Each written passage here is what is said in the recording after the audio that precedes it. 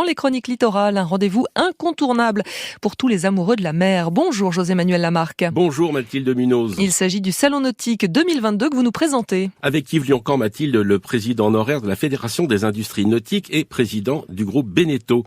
Alors c'est un nouveau salon qui va se dérouler du 3 décembre, donc samedi prochain, jusqu'au 10 décembre 2022, avec des nouveautés, Yves Lioncan. Oui, des nouveautés parce que d'abord l'industrie nautique aborde une époque nouvelle. Et cette époque, c'est celle de la transition environnementale. Et l'édition du Nautique va accueillir une vitrine assez remarquable de ce que on est capable aujourd'hui de faire de mieux sur la transition environnementale. En particulier, on pourra voir un First 44. C'est un monocoque de performance, mais aussi de croisière, qui est un magnifique bateau et qui a la caractéristique d'être la vitrine de ce qu'on fait aujourd'hui de mieux en matière de transition environnementale, puisqu'il est à la fois réalisé avec des résines et des fibres biosourcées, recyclables, il est en même temps propulsé par 2 moteurs électriques et il emporte un pont qui est recouvert d'un bois durable. Donc c'est une belle vitrine. Mais le nautique, c'est aussi un concours de l'innovation. Nous sommes dans une industrie qui suscite énormément de vocations de start-up. Et c'est à la fois touchant et prometteur parce que notre industrie se transforme. Et donc, il y a un concours de l'innovation qui va avoir lieu pendant le salon. 65 candidats. 65 candidats et de très jeunes talents.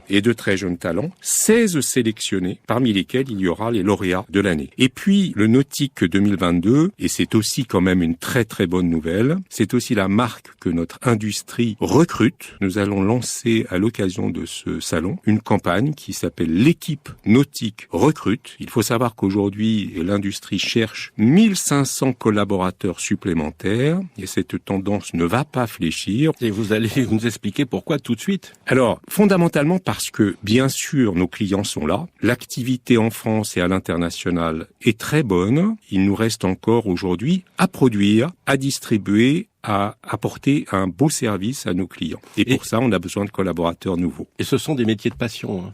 Ce sont non seulement des métiers de passion, mais en plus, c'est que passion. La passion du produit, la passion du client, et aussi, bien sûr, la passion des savoir-faire, parce que nous sommes encore dans une industrie qui, même si elle a évolué vers une industrialisation, reste une industrie de savoir-faire manuel, de travail d'équipe, et il faut venir dans un chantier pour se rendre compte à quel point c'est une fourmilière de talent et en même temps de solidarité.